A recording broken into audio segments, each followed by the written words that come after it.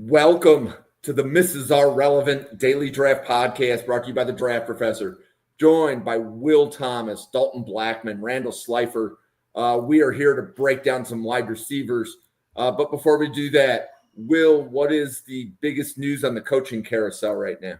It's just so much Lane Kiffin everywhere. I mean, you got people tracking the flights of his family to Florida, back to Louisiana. There are pictures of him in the facility of Ole Miss taking phone calls last night. Like, I have never been on message boards and Twitter as much as I have been for the past 48 hours. Like, it is endless content. And of course, it's Lane, too. Like, it's Lane's story this is happening with. So it's just total chaos. I don't even think he knows where he's going to end up at this point. But it's been absolutely crazy. Yep. And Dalton, being a Raiders fan, sorry about last night. Like that wasn't pretty. That wasn't fun to watch. It wasn't football. It wasn't. So is Raiders land? Is the Raiders nation getting into draft mode now? Yeah, we're on to 2026. We've been on to 2026. I think there was some hope, but are you on a 2026 QB? Yeah, I mean, have to be. Although this class is kind of a crapshoot, especially because they're going to find a way to play themselves out of the top 5. Right. So, and then Randall, it's good to see you on a Tuesday. What's the good word in your football? Oh man, I was at the Buccaneers and Bills game. So I traveled over to Buffalo to watch the Bucs Bills. I was fortunate enough. My buddy's got like the best season tickets. In front of me was Jackson Hawes' mom. Next to Jackson Hawes' mom was Max Harrison's family. Then it was Balin Spector's family. And then it was our punter Wisnowski's wife. So we got to sit and talk. Then Dalton Kincaid's dad was behind me. So we had conversation with Dalton Kincaid's dad. It was like a celeb fest while the Bills beat the Bucs. It was an incredible day. That actually sounds like a lot of fun. It was. Okay. So an equal amount of fun will be this group of wide receivers. We are going to talk today about Cooper Barkate from Duke, Omarion Miller from Colorado, Jayce Brown from Kansas State, Bryce Lance from North Dakota State, Eric Singleton Jr. from Auburn, Aaron Anderson from LSU, Chris Brazzell from Tennessee, Malachi Fields from Notre Dame, and Elijah Sarratt from Indiana. Randall, what was your overall impression of this group? I mean, they rock. We're getting into the nitty-gritty where we're talking a lot of top 50s, a lot of fun. I love how this class has so many different types of wide receivers that it is like, honestly, as a scouting, if you're a part of a team and you're looking for wide receivers, you have a bunch of different kinds of guys available for you in the first round, second round, third round, fourth round, fifth round, all different types. Yep. And Ryan and Chris, it's great to see you here. Thank you. So the first wide receiver we're going to do is Cooper Barkate from Duke. Will, what do you have on Cooper Barkate? Yeah, just so you know, so I mean, 6'1", 195 right there. He's got 869 receiving yards already on the year and 6 touchdowns, 13.2 yards per target, and a great drop rate. And doesn't drop a whole lot of passes. So he's reliable to move the sticks. You can give it to him downfield and count on him to make the play. His yak isn't anything crazy, right? So he's not necessarily that explosive when he gets into the open field, but we have seen that he has the ability to really take over games as a pass catcher. He had 13 catches for $172 against Georgia Tech, and then 6 catches for 127 in the road when against Clemson. And he's not a guy that's really going to scare you coming off the bus, right? He's not like a Nick Harbor or maybe even like a Chris Brazzell, where he's got like physically imposing guys, but he's really hard to cover. He's very sticky when he's making his cuts. He's impossible to stay on in man. So he's really just kind of an effective move the sticks guy that can really be a reliable go-to player for any quarterback. And Dalton, what do you have on Cooper Barkate? Yeah, I mean, Will said it. The route running is just unreal. I mean, it's some of the best I've seen so far going through these receivers. And also, like, on top of that, he's really smart too. So he knows where to be with things. And he's really tough to cover. If you play off, he's going to catch something quick and get 8 yards. If you play press, he's got tons of releases to get his leverage and then hurt you with his route running. The thing that's really impressive is the production. with guys moving from college to the NFL, you always worry about how they're going to transition. We've already seen him make a big transition from Harvard playing at the FCS level to playing in a Power 4 conference at Duke. And I mean, it's been no different. He has been extremely productive. I think really the only concern with him is the average physical traits, especially the long speed, and the fact that he's going to be 24 as a rookie. Those are really the only concerns. But I mean, the tape just checks out so much that you're getting a quality NFL player with him. And Dalton, what round grade, day 2, day 3 do you have? I have an early second round grade. Honestly, if he were younger, he'd probably be a first round grade. Ooh. Okay. Randall, Omarion Miller from Colorado. What did you have? Yeah, Mary Miller, 6'2", 210. This year, he's got 34 catches, 649 yards, a surprising 7 touchdowns. That's a highlight of this year, especially with how the quarterback play is fanned out in Colorado overall. But he's got great yards per route run at 2.74. He's got great yards after the catch per reception at almost 7. 70% contested catch rate's really good. He's kind of more of that 6'2", 210 body that can work in a Z. He works well in motion, and he can be lined up in the backfield as well. He can take a rush if needed. He's got good X qualities on the outside. He's got great hands. He only has 3 drops in college. All of them have come from this year. But he's a decent route runner with decent cuts with a double move, runs well in motion to drag routes, works the sideline well, and really strong at the catch point, really good with the back shoulder throws. At his frame, he's a pretty good blocker overall. He can get better, especially being that 6'2", 210. My flaws with Omarion Miller is I don't think the speed is questionable, which leads him to not very much of a natural separator. He does need to work on his route running a little bit better to work on his stem work. But if he's going on go routes, cornerbacks or DBs can follow him pretty easily. And, he does have 7 touchdowns, which is really good. And he has decent stat lines to it. But overall, his injury history is a little rough. Last year, he broke his leg week 8, I believe, and he had a hamstring injury this year. So he's been stunted with some injury concerns when it comes down to it. Overall, he's been on a heater these last 2 games, and I'd be curious to see if he follows it. I believe he had 128 last week. The week before, he had 98 and 2 touchdowns, I believe. So if he starts to continue that, he can rise for sure. But right now, I got him as a mid-round 5. Okay. Will, what do you have on Omarion Miller from Colorado? Yeah, I mean, Reynolds brought it up. He had his best game recently against West Virginia. He hit a $131 for a touchdown. I like his mix a lot of air yards and yards after catch. He's getting 13.47 air yards per target and then 7 after the catch. So he can be pretty explosive. He's got consistent hands. I think my advice would probably for him to be to stay in school one more year.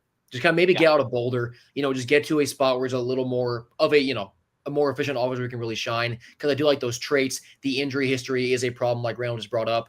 I kind of want to see Omarion maybe go back for one more year. Maybe get out of Colorado, just get to a more dynamic passing offense, a more consistent passing offense, so he can really shine and maybe build off of these hot last few weeks for him. Okay. And he has another year left? Yes. He does. Yeah. Yep. True. And Dalton, what do you have on Omarion Miller from Colorado? So a lot of what the other guys said, I really think that the route running just needs a little bit time to develop. And part of that's been the injuries. That's kind of the main thing with him that's really holding him back. But I mean, I really like the acceleration and the contested catch ability. And Randall mentioned the blocking. I think, he can definitely get better as a blocker, but the willingness and the tenacity with which he blocks with is really kind of one of the first things that really jumped out at me. But I agree with Will. I think he needs to go back for another year, and specifically to get away from Caden Salter. I mean, I'm sorry, but man, it really there's a couple of guys we're going to talk about tonight that the quarterback play really made it tough to evaluate their film. And he is definitely one of them. You're right. They do make him block a lot in Colorado for sure. A lot. Now, my understanding is Caden Salter is out of eligibility, so he might even be able to stay at Colorado and solve his own quarterback problem. Yeah. Go Surprise. Yeah. So, Will, Jayce Brown from Kansas State, what do you have? This is another guy who we just talked about, and I think needs a new quarterback. I think he's a victim of Avery Johnson, with all due respect. But I mean, the guy's got 5 touchdowns, over 700 yards so far in the year. He's got his majority of snaps coming in the slot, but a decent chunk also out wide. 15.91 average to the target. I like that a lot. Be explosive, be downfield. He's very slick in the open field, and he's solid enough blocking. I think he's a solid prospect. But we talk about with quarterbacks. He has not gotten the great quarterback play that I wish he had gotten this year, because I'm pretty high on Brown as a player. You just haven't necessarily been able to see him totally pop, totally explode, because you've got Goldilocks back there throwing the ball. Goldilocks, I love it. Yeah. Dalton, I'm glad the Goldilocks comment made you laugh. Dalton, what do you have on Jayce Brown in Kansas State? The first note I wrote for Jayce Brown was lightning in a bottle. He is just so elusive, right? Especially after the catch, has so much explosive play potential. And what's cool is you can use him in the run game. You can use him as a returner. You can really move him around a lot. And also, he's a smart route runner. He knows how to get himself open, find holes in zone. I think that stuff's really helpful for someone with his build. That I think is probably going to be more of a zone beater. But I mean, the big thing is it's lightning in a bottle, but the bottle is small, really, really small. And the thing is, he's 6 foot, but 6 foot 179. And I don't know, watching him play, he doesn't look more than maybe 175 when you watch him play. And we've talked about some other guys that are, 5'8", 5'9", even 5'10", and 180.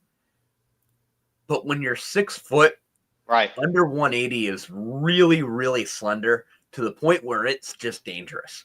I really, really worry about his ability to hold up and not get completely bullied in press coverage, regardless of his speed. He already gets knocked off his routes pretty easily. At the college level, at the NFL level, I think it's going to be even tougher. And, he's a guy that's going to have to play in the slot, but right now he's just not strong enough to block.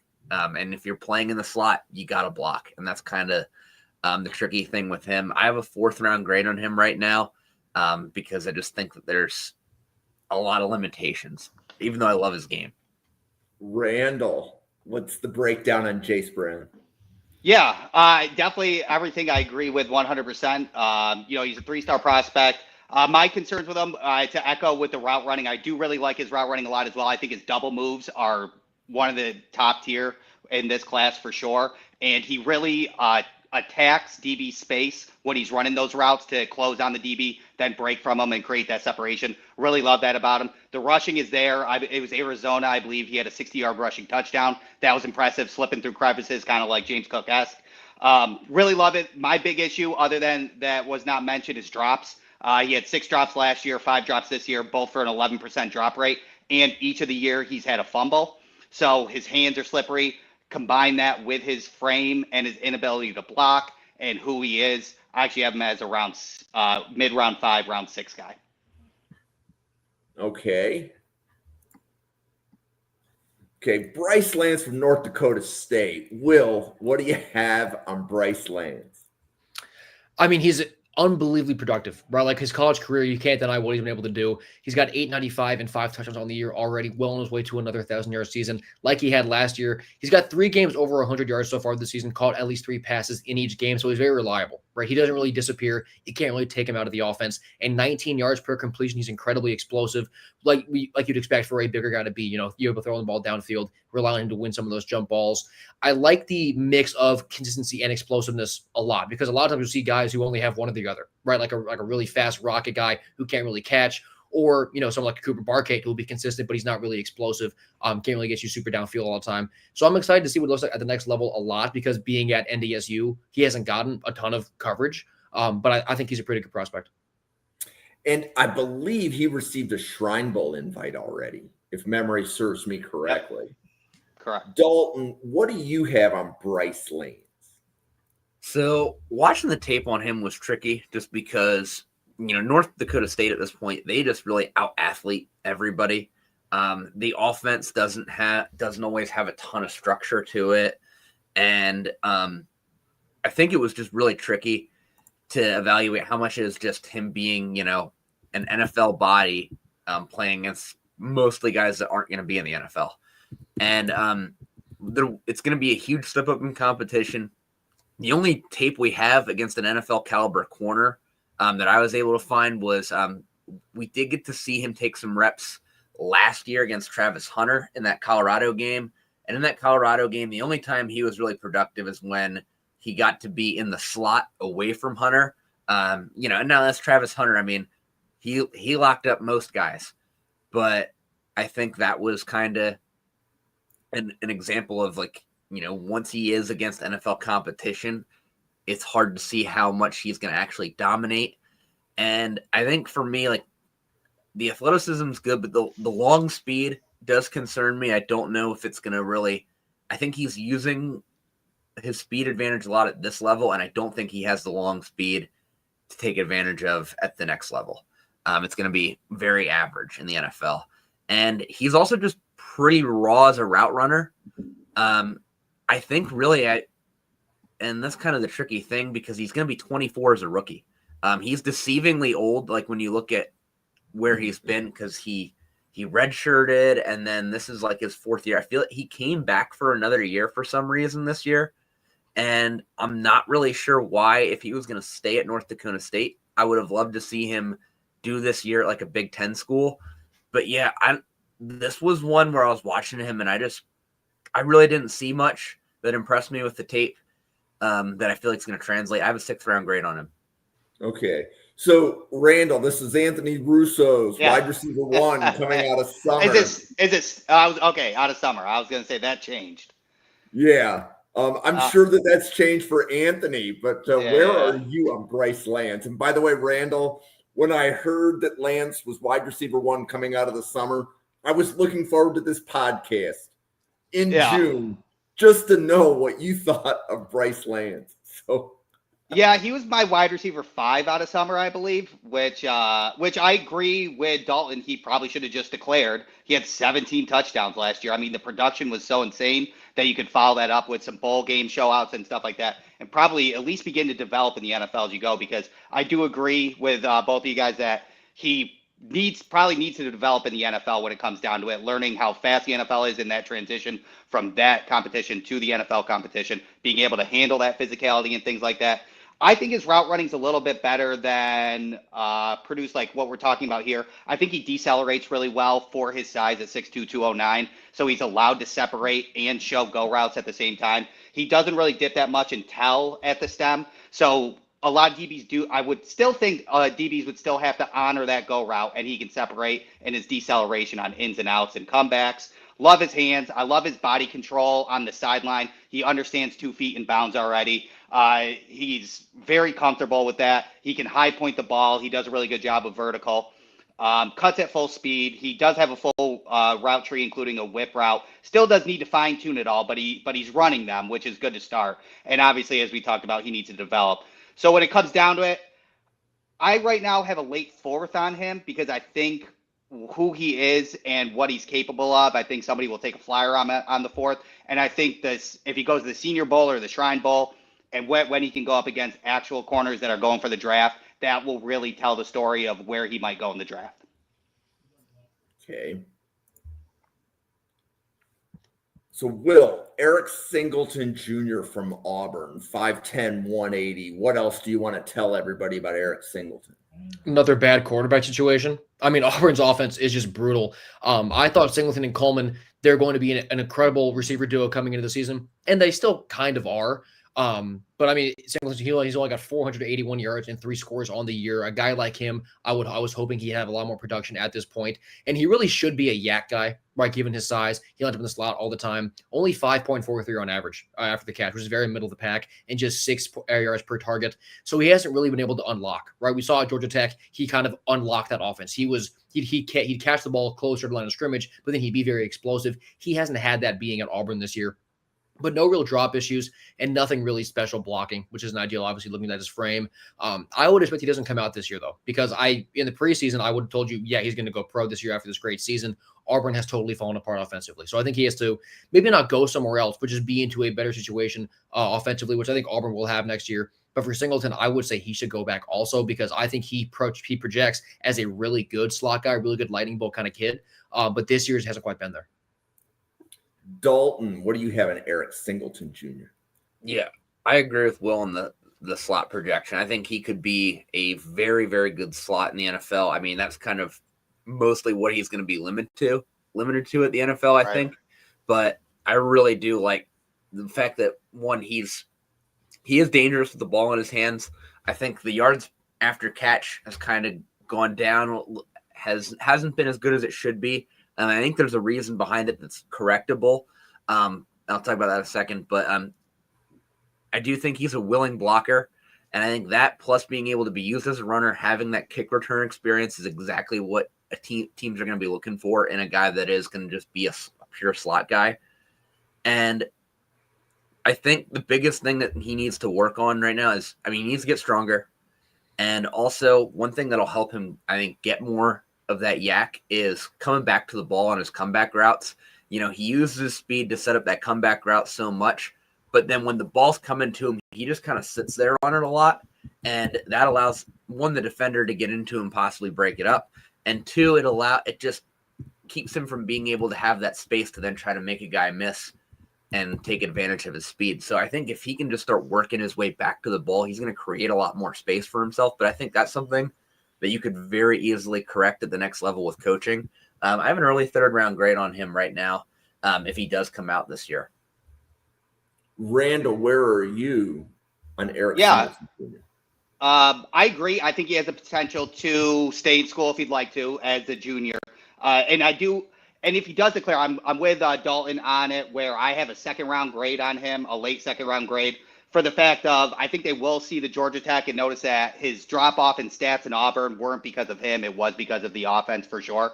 But, because in 2024 in Georgia Tech, he had 5.6 yards after the catch per reception. So the yak was not really downgraded in Auburn. It's just kind of who he is. But I agree with Dalton that if he does do those comebacks to create that separation, he's so twitchy that he can get around the DB and kind of run off. So I do agree with that. Georgia Tech, they used him out wide. He was 70% out wide, and then once he got to Auburn, they used him in the slot. So he should go in the slot. So this was probably a little bit of a learning curve sticking in the slot so often. Now another year in the slot will help him go ahead and be better in that position. But he's got track speed. He probably will break 4.35. He was a high school track guy, ran 5 sub-11 100-meter dashes, got in the 400-meter, and he does the long jump. So I always see as I state, if you do the triple jump or the long jump, you got explosion. So he's got explosion plus 4.35 speed. Super fluid after the catch. He's got a full route tree. He's got some solid stem work. Once he gets the ball, he can slip through crevices. He's got pretty good. He can increase on it, but he can slip through the second level and catch those zone beaters. He does a good job at that. The thin framed and the physicality obviously can be an issue, but he is a little stocky at that 5'10", 180, so he's not awfully thin. I do agree. I have him as a mid to late round 2 guy if he declares, but I wouldn't be surprised if he stayed because Auburn was a little bit of a dumpster fire. So that's interesting that we would say round 2 or day 2 and go back to school to be in a wide receiver class with Jeremiah Smith. He's the first wide receiver off the board since his freshman year. You can't avoid that sort of thing. Right. Yeah. No, I get it. I'm not questioning the decision. I'm emphasizing that 3 different people said return to school to be in the same wide receiver class as Jeremiah Smith. So I thought that was moderately humorous. Aaron Anderson from LSU. Will, do you think Aaron Anderson had the season that he wanted to have? No, not at all. He's only got 33 catches for less than 400 yards. He was one of my favorite receivers coming into the year. Well, I think my first show with the draft professor, I said how much I love this kid. And then he had Nussmeier with the injuries. He wasn't as good. LSU's offense wasn't as good. This is a lot of great receivers we're talking about here who are just victims of bad circumstances. But, his biggest appeal to me is yards after the catch is 7.47 per completion. He's very quick in the open field. And with his size, there are pros and cons, right? The pro is that he's slippery, hard to grab onto. His cons are that he's 5'8". And in the NFL, it's much harder to do. LSU's offense has been busted all year. And he's been a little banged up. He hasn't been totally healthy either. So he has not even remotely had the year that he's wanted. But I don't I'm kind of on the reverse logic of the other guys here. I think he should just go because of what you said about how crowded that next receivers class is. And he has enough tape at this point to where you can look at what he can do. And like there's a proof of concept for what he does want to do. And with him already kind of being banged up at times, I'm not sure he should go back to college for another 12 football games and risk more injury. So I think the potential for him is there. We saw it last year. He can be incredibly explosive in the open field as a slot guy. I think Anderson should end up going this year. Dalton, where are you on Aaron Anderson from LSU? Yeah, I agree. I think he definitely needs to go this year. I still like him a lot despite the production. I mean, I think the production can very easily be explained by the fact that he had a football criminal playing quarterback for him. I mean, it was just so bad. Just so bad. I mean, every time, like, you watch the tape, and there are just so many times where Anderson is just wide open. He beats his man very cleanly. He gets wide open, and it seems like he should naturally be part of the progression, the way they're out, the way everything's set up. And then Nussmeier does something else. That's kind of the only way to explain what he does on a typical play, something other than what he should be doing. And, you know, with all due respect, it is getting to the point from after last week and this week. It's hard to watch these LSU guys because of it. It's frustrating. But as far as Anderson goes, he's got a deep bag of releases, effortless speed and acceleration. And then he's got tons of explosive play potential. You can use him in the return game, I think. And also, with him being a slot guy, you got to block. He does that fine. You know, there's limitations to his blocking because of his size, but I think he's still fundamentally a sound blocker, and that's kind of all you're really looking for there, I think, out of a wide receiver. The only concerns are the size does limit what you can do with him, and I'd like to see a little more nuance to his route running. I think there's a few more things that he could do, but I have an early second-round grade on him just because of how explosive he is and how much separation he gets himself. Randall, where are you on Aaron Anderson right now? Yeah, a lot of the same. The 5'8" Husker build is kind of fun to watch. He was a track star, which he had a knee injury in 2023, which he had surgery on, and then he had some elbow and toe injury in 2025. But in high school, he ran a 7:03 60-meter dash, which converts to a 4.28. So we could be talking about potentially breaking the 4.3 40 in the combine, which obviously NFL teams will look and love. And I was trying to see if maybe he lost some speed on that knee surgery, but really, like the Texas A&M game in 2024, he caught a quick post, and he basically ran through four guys, one being the closest guy that he outran was Des Ricks. Des Ricks is a track champion as well. So he outran Des Ricks in that 60-yard touchdown. So I didn't think he lost any speed when it came to his knee injury, which was really good to see. Again, to echo what everybody was saying, his yak is really good. He gains it in multiple ways. He understands when to get shifty on screens to kind of go lateral, or if he knows he's dead in the water and he'll run straight vertical through to pick up those 6 yards. Really like that IQ there constantly. Really good explosion at the line of scrimmage with second and third gears are almost even better, which is crazy to watch. I like his subtleness on his go routes, and his skinny posts are really fluid, and he can separate the stem on those. I really, really like that. Not a bad blocker, as we've talked about, being 5'8" with that stocky build. I would like to see him increase his consistency on his route running. I see a lot of flats, goes, and posts where realistically I'd like to see it open into a full route tree. I think that makes him more dynamic in the NFL, so that would be good to constantly use a full route tree. Concentration drops can be rough. I believe he has a 10% drop rate in the last 2 years. That's a little concerning. But overall, I think the combine, because of his poor stats, I would personally go off 2024 if I was an NFL scout team looking at him for sure. But if you're looking at those 2025 stats, that's not good. What the tape looked like in 2025, which still was not bad. Nuss was bad at it. So I have him as a third-round grade right now. But again, as we talked about, if he did not lose speed from that knee injury, which I did not see, and he runs a 4.28, then he's getting hiked up for sure. Okay. I had a question on the 4.28, but I'm going to ask the question, but we don't have to answer it. Do you think he's going to be the fastest person at the combine? I don't think so. Do we not know enough yet? Do we from the other positions? Any position? Yeah. Yes, any position. I know Damani Jackson is a track star as well. I'd be interested with in what he runs. And off the top of my head, that's the one person that I could think of that could maybe go toe to toe with him. Maybe a couple other wide receivers. If Harbor, I think maybe? there's a Yeah, Harbor. Harbor. Yep. Okay. Chris Brazzell, the second from Tennessee. We're getting a lot of SEC wide receivers in this episode for you. That was not planned, but what do you have? He's my favorite guy that we're talking about here. 52 catches on the year for 873 and 8 scores. I mean, 6'5". He's the ultimate downfield threat, and you've really seen that play out with Aguilar just throwing the ball. He's hitting a plane up there all the way down to Brazzell, and he always catches it for a touchdown. I mean, he has a massive frame to win all those jump balls, 15.13 air yards per target, just an explosive waiting to happen. And with that many deep balls, by like the catchable rate, the drop rate, they're not awesome. But if I'm a GM, I don't really worry about those numbers. I just look at what he's able to do. 4 games over 100 yards. He had an absurd game in their game against Georgia. Like, this guy is, if he's one-on-one, you're throwing the ball to him. That's what you're doing. Like, because he's 6'5". I've said it like 9 times in this, but I mean, he's so big. He can catch everything downfield. He's one of my favorite receivers really in this class, and my favorite guy on this list. Cool. Dalton, what do you have on Chris Brazzell from Tennessee? So he's my second favorite guy on this list for tonight. But I love the size and speed combo. I mean, 6'5" and fast, like, you can't coach that. And he's got good hands. Contested catches are great. He also kind of sneakily moves pretty well for his size after the catch too. Like, it's kind of deceiving with someone that big, but you can also like get him involved in the screen game from time to time.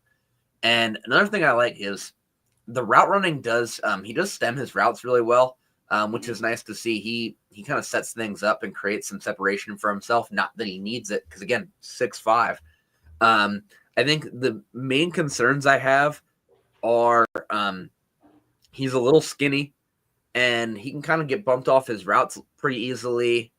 And that, combined with the fact that I think he does need to add more to his release repertoire, is kind of a combination that sometimes makes it tougher, makes it easy for a bigger physical corner to lock him down. Just because if he doesn't get that good release and he gets shoved by a stronger corner, it's just hard for him to recover. But there's a ton to like about his game. I have an early second round grade on him right now. And he's right on the fringe of having a first round grade for me. Okay. So, Randall, this does not sound like our typical Tennessee NFL draft wide receiver. What did you see? No, honestly, very, very close to Dalton, to be honest with you. He's my second favorite player on here. It's hard to talk about his deficiencies, especially when it's at college, because to be honest, the only deficiency I had is that he's got a very thin frame and he can get pushed off when it comes down to it. But I mean, he's such a mismatch on a constant basis at 6'5", 200. Being outside, he can win and press.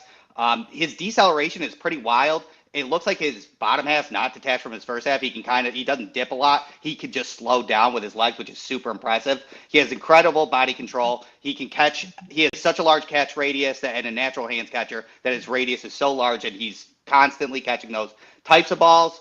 He's mossing people a lot. His catch point's great. He fixed his drop rate, which is awesome. Went from a 17% to a 4%. So love that he is getting better at that.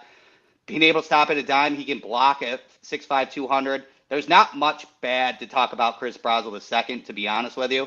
I have an early second round grade as well, but at 6'5", 200, it's not surprising if a first rounder takes a flyer on him just because he's that dynamic. Okay. Who do we think is faster? Sincere Brown from Colorado or Chris Brazzell from Tennessee? Brazzell. Yeah, I think so too. Yeah. Okay. Because I remember this scouting report on Sincere Brown is that he's going to be drafted because he's 6'5", 200 pounds and runs like a 4.35. Not because he has anything on with on-field production to warrant the draft pick, other than the height, weight, speed.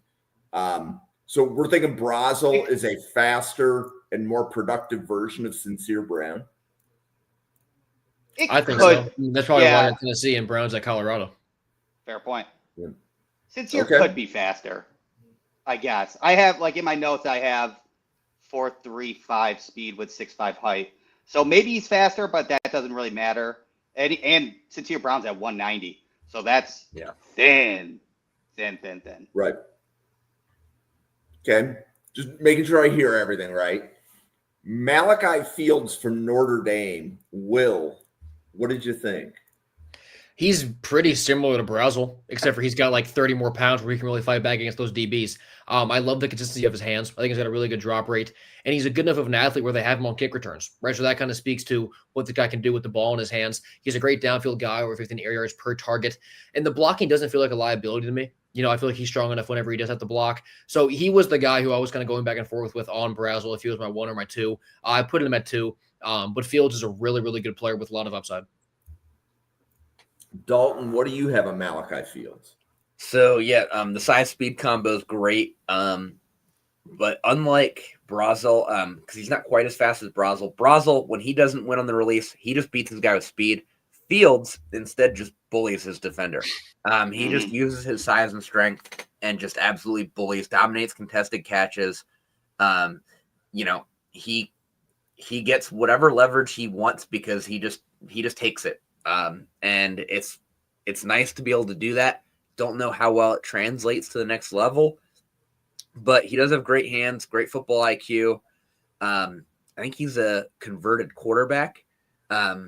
So that kind of helps, I think helps him understand certain things with the route running. But his route running itself is still a little raw, and that's a little concerning considering how much FBS football he's already played. I just think that he isn't as far enough along as I'd like to see. Just doesn't gain a ton of separation. Again, just relies so much on strength. And also I'd like to see him track the ball a little bit better. But I mean, when you're that big and that fast, you're going to go on day 2. So I have a late 3rd round grade on him. Randall, is Malachi Fields the best blocking wide receiver in this group today? Yeah, for sure. And I kind of don't have many notes after that, unfortunately, because I'm pretty much on the same page with Dalton again when it comes down to it.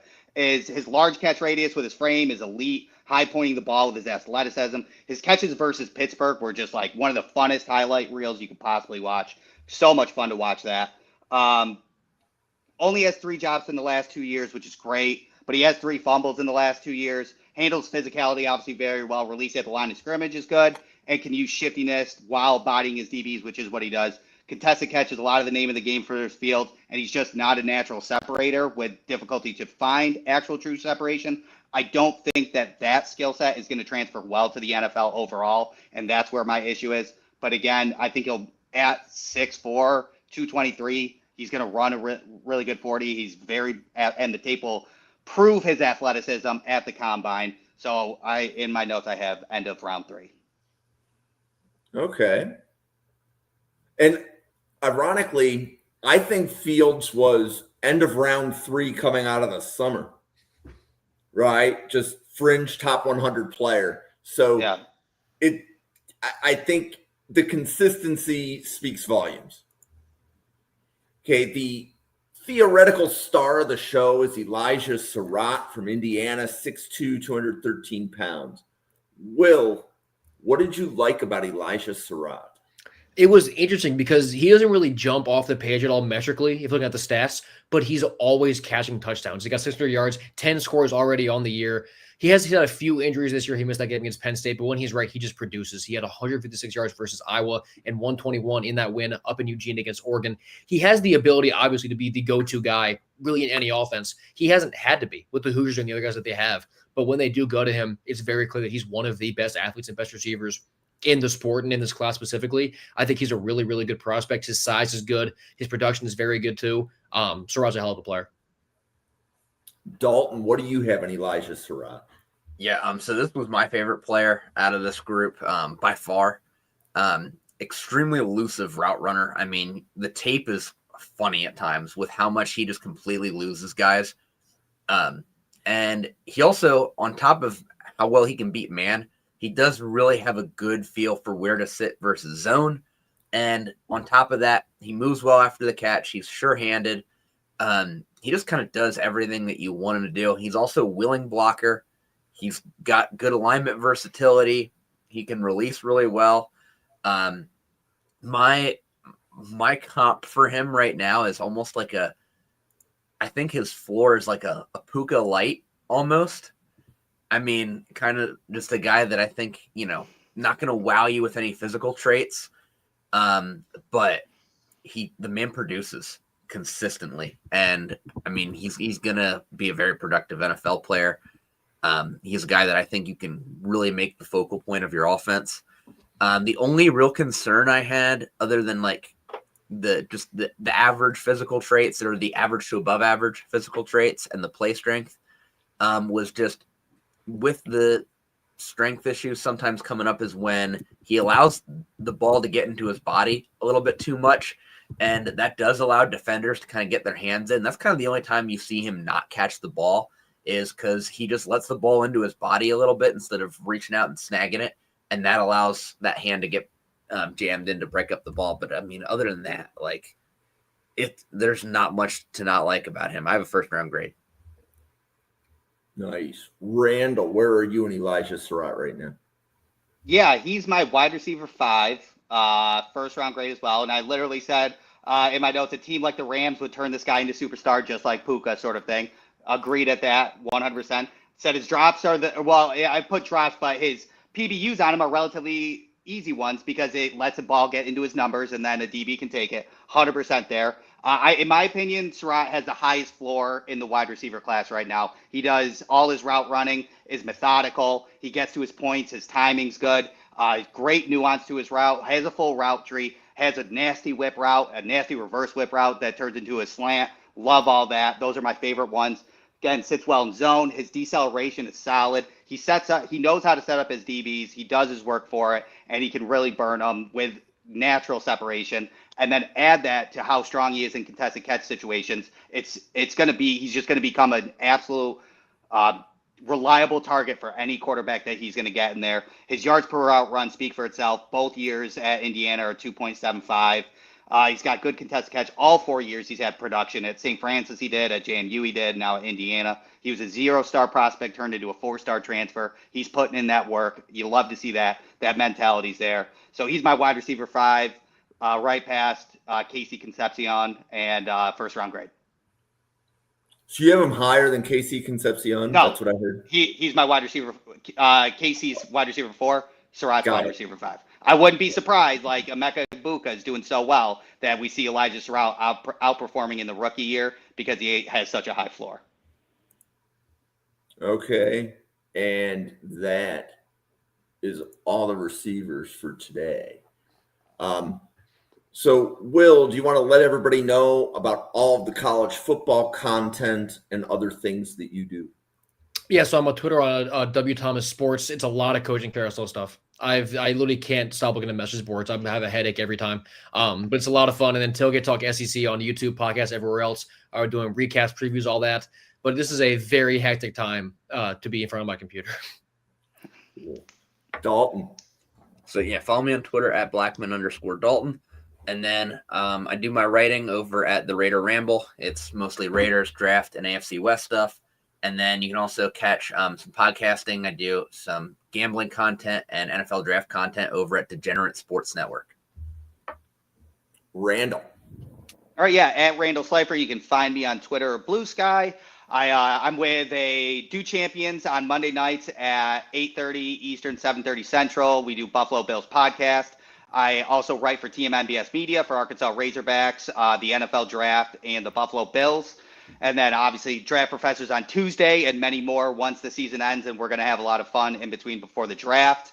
And then I also do the NFL Draft Central with Team NBS with Bill Carroll and Greg Rector and everybody on that. That's very nice. And then I also do a Saturday college football recap with Greg Rector for Team NBS meetings at 7:30 Eastern, 6:30 Central. We're going to need to write all that down for everyone. I know. I just need a ticker. Pin it to your Twitter. Yeah, I know. I think I did. Welcome to Draft Professor, everybody. Want to give a shout out, Chris. It's good to see you in the chat. I know that Chris sometimes podcasts with Will, so want to give a shout out there. Ryan Sparks, you're here quite frequently. Ryan also has his own draft podcast. So Ryan, it's great to see you here. Thank you for stopping by. Draft Professor, we have daily podcasts at 7 p.m. and 9 p.m. Eastern, most weeknights. Tuesdays, we start at 7:30. That apparently just became a trend. Every other night at 7 p.m. and 9 p.m. Eastern. We have podcast Saturday. We have 2 podcasts on Sunday morning as well. And most of the content right now is different draft professors breaking down positions. So the last wide receiver show is next week. The wide receivers we're going to be talking about: Jordan Tyson from Arizona State, Denzel Boston from Washington, Makai Lemon from USC, Carnell Tate from Ohio State, Jacoby Lane from USC, Chris Bell from Louisville, Nick Harbor from South Carolina, Casey Concepcion from Texas A&M, and Ted Hurst. So smaller school prospect we're going to add to the show as well. So those will be the wide receivers next week. That's Tuesday. The week after will be a wide receiver big board. So we'll have Dalton, Will, Randall ranking their wide receivers and just comparing boards. So for the 110 people at the Draft Professor, thank you so much for tuning in, everybody. And we'll see you on another podcast in about 45 minutes. Thank you.